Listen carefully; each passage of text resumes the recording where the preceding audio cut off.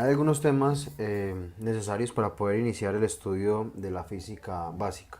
Uno de estos es el tema de vectores. El día de hoy vamos a repasar algunos conceptos fundamentales para poder entenderlos o acercarnos a la construcción de este concepto. Para empezar vamos a repasar estos conceptos que están acá. Lo primero es que es un vector. Un vector es una flecha que se traza a escala, pues que se dibuja a escala y se usa para representar una cantidad vectorial. Ahí nos surge otro concepto, que es el concepto de cantidad vectorial. Entonces, ¿qué es una cantidad vectorial? Es una cantidad que tiene magnitud, es decir, una parte numérica, dirección, o sea, para dónde va, eso lo podemos hallar dependiendo pues el ángulo en el cual se encuentra con respecto a un plano cartesiano. Todos los vectores también tienen un sentido, también depende del plano cartesiano, y una unidad de medida. No olvidemos pues que todas las cantidades físicas, tanto vectoriales como escalares, tienen que tener unidad de medida.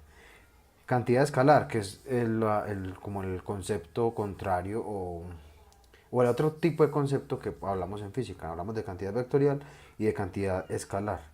¿Qué es una cantidad escalar? Es una cantidad que tiene magnitud, o sea, por la parte numérica, y una unidad de medida, pero no tiene dirección y por lo tanto tampoco tiene sentido.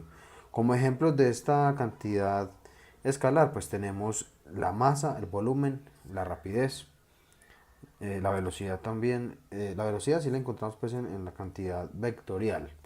Al igual que la fuerza y la aceleración, porque ya ahí se determina una dirección y un sentido. Y la resultante, otro concepto fundamental, aunque se lo veremos en otro video, ¿qué es la resultante? Pues es el resultado neto de la suma de dos o más vectores, es decir, el vector total que nos surge después de sumar dos vectores. Bueno, para continuar, te vamos a ver estas definiciones un poquito de manera más amplia. Pues como dijimos ahorita, un vector es una flecha a escala. ¿Qué quiere decir eso? Que si yo tengo este par de vectores, esto quiere decir que este vector que vamos a llamar A tiene una magnitud, una parte numérica más pequeña que este vector que vamos a llamar B. Es decir, son flechas que se dibujan a escala dependiendo la magnitud de la cantidad que están representando, o sea, la magnitud del número de la cantidad física que está representando. Listo.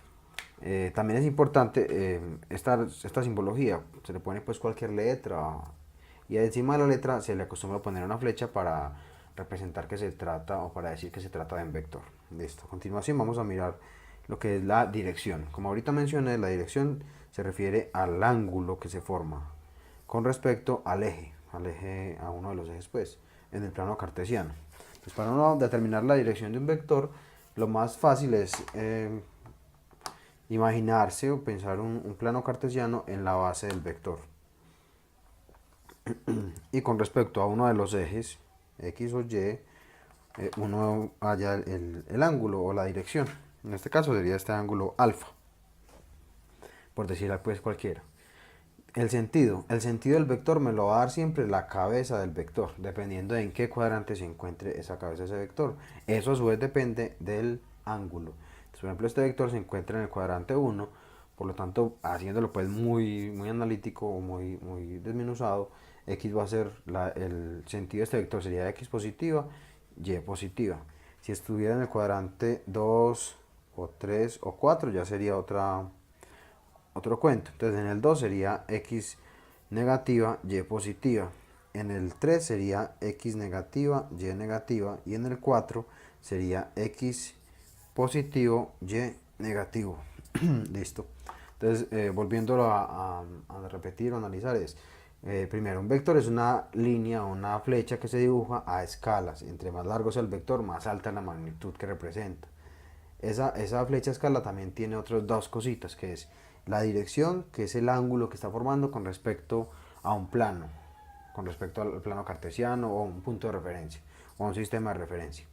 Y un sentido que se calcula también con respecto a esa dirección, o se sabe con respecto a esa dirección, y de forma pues fácil se puede encontrar al determinar en su dirección y así a su vez saber en qué cuadrante del plano cartesiano se encuentra la cabeza de ese vector. Bien, vamos a continuar con un procedimiento o un concepto que se debe considerar para poder entrar al tema de suma de vectores.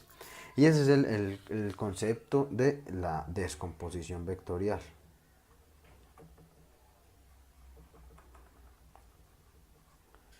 La descomposición vectorial.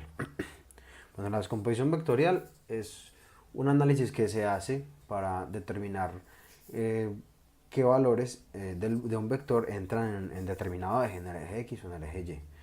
Para empezar, pues vamos a imaginarnos este vector, que lo vamos a llamar vector C, y este vector C va a tener una dirección, aquí no la estamos determinando. Bueno, recordando lo de ahorita, entonces si nos imaginamos el plano cartesiano, se pone en la base del vector, podemos decir que el sentido de este vector es X positiva, Y positiva, que la dirección es esta, y que se encuentra en el cuadrante 1. Hasta ahí se puede saber. Si yo quisiera descomponer este vector, tendría que analizar dos partes. Primero, cuáles son sus componentes, o qué parte de ese vector se encuentra en el eje X. Eso lo podemos llamar,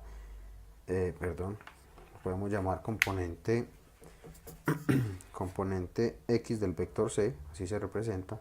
Y también podemos hallar el componente en Y del vector C. Listo, si analizamos esta diagramita, nos damos cuenta primero que es un triángulo rectángulo, y segundo que al ser un triángulo rectángulo le podemos aplicar Pitágoras. Si yo quisiera determinar cualquiera de los lados, se podría aplicar el teorema de Pitágoras. Recordando, el teorema de Pitágoras es hipotenusa al cuadrado es igual a la sumatoria al cuadrado de sus catetos. Pasando estos datos a este triángulo que tengo acá, sería C a la 2, porque esta sería la hipotenusa, igual a el cateto, uno de los catetos, pues digamos que es este, CY a la 2 más CX a la 2. Simplemente lo que hice fue convertir, pues aplicar el teorema de Pitágoras a esta descomposición vectorial. Sin embargo, esto no se podría aplicar directamente. ¿Por qué no? Porque si yo tengo solo el valor, la magnitud del vector, su ángulo o su dirección y su sentido, no podría aplicar directamente el teorema de Pitágoras. Tendría que aplicar las funciones trigonométricas básicas, y esas están por acá. Entonces, recordando, las funciones trigonométricas fundamentales o básicas serían la función del seno del ángulo, coseno del ángulo y tangente del ángulo. Entonces, recordamos, el seno es el cateto opuesto, aquí como se ve, el cateto opuesto sobre la hipotenusa. El coseno es el cateto adyacente sobre la hipotenusa, y la tangente es cateto opuesto sobre adyacente. Al despejar de esta fórmula, yo podría determinar el valor de los catetos. Miremos, volvamos al triángulo que teníamos acá. Lo importante sería, como estamos descomponiendo, hallar los catetos, serían este y este, el valor en X y el valor en Y, es lo que quiero determinar, y eso es exactamente lo que estoy despejando acá. Entonces, para despejar el cateto opuesto, que sería esta A, entonces sería A es igual a la hipotenusa por el seno del ángulo, simplemente está haciendo un despeje de ecuaciones básico, y B va a ser hipotenusa por el coseno del ángulo, y de la función tangente puedo hallar tanto B como A. También se aplican las mismas reglitas básicas del despeje de ecuaciones. Vamos a hacer un pequeño ejemplo. Vamos a imaginarnos un vector. Este vector se va a llamar el vector B. Este vector va a tener una magnitud de 20 y va a tener un ángulo de 42 grados, y el sentido ya lo hallamos determinando en qué cuadrante estaría. Entonces, volviendo a aplicar lo que ahorita revisamos, le ponemos en la base del vector, le ponemos su plano cartesiano. A partir de ahí, entonces, sabemos identificar el sentido del vector. Podemos decir que el sentido sería X positiva, Y positiva, porque la cabeza del vector está en el primer cuadrante. Listo. Si queremos descomponer este vector, lo que tenemos que hallar sería su componente en Y, es decir, componente en Y del vector B, y su componente en X, es decir, el componente en X del vector B. Para hallar esos dos componentes, lo que debemos utilizar son otra vez las funciones trigonométricas, los valores de a y de b en este caso, que corresponderían a y y a x. Bien, vamos entonces a hacer eso. Recordemos pues que b vale 20 y que este ángulo es de 42 grados. Listo. Entonces, a partir de las formulitas de las funciones trigonométricas que acabamos de despejar, el valor del cateto opuesto sería a igual a la hipotenusa por el seno del ángulo. Reemplazando los valores en este triángulo sería que a, que viene a ser el componente en y, sería igual a la hipotenusa, que es 20, por el seno de 42 grados. Entonces BY sería igual a, cogemos la calculadora, sacamos el seno de 42 y lo multiplicamos por 20. Esto sería igual a 13.38.